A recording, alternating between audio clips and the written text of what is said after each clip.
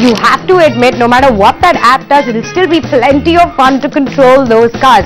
Now it's time to step out of the cars and step into the world of gaming. The third in the series of Resistance is called Resistance 3, which is the sequel to Resistance 2 and The Fall of Man. And the FPS guys have been awaiting this game for quite some time now on their PS3s. So today Sagar Gokhale gets us a review of that very game, which is also the first to support 3D on your PS Move.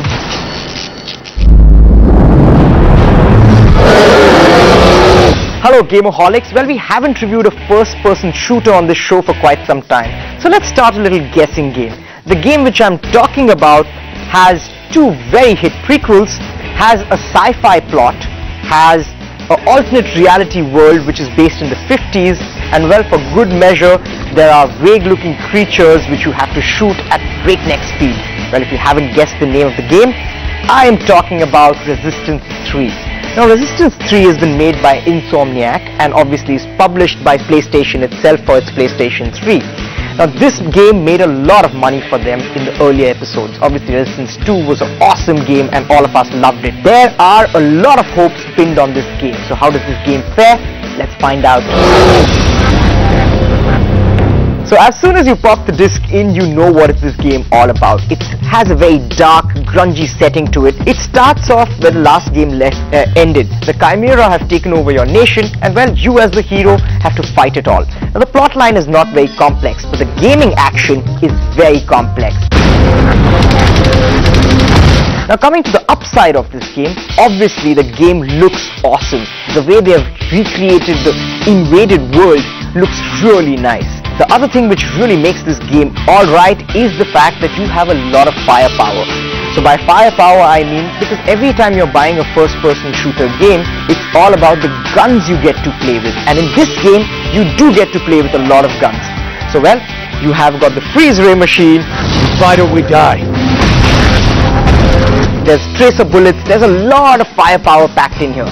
But you know what happens in most of the games is that, let's say if you get a weapon, that's the weapon which you want to stick to.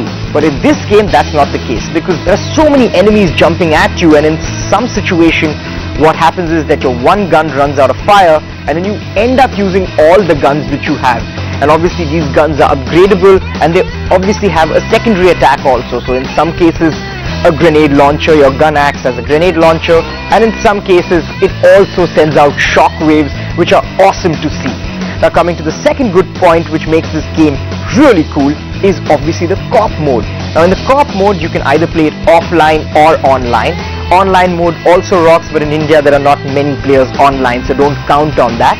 But if you play it offline, well, you and your mate can play it in split screen and rule the world. There's only one note of caution which I would give is that when two players are playing, the game does get a bit easy. So remember to turn on the difficulty mode on slightly higher so you can enjoy this game much more.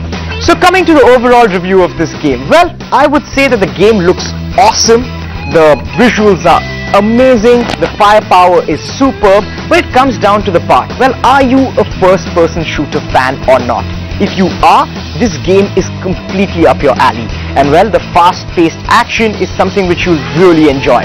If you're not, well, there's a lot of getting used to. Like I am. I don't play first-person shooters, so it does take me some time to cross the stages because sometimes things just get too complex for me. But well, if you are a fan, this game is a complete buy. My family! I'll find them! I promise! My God.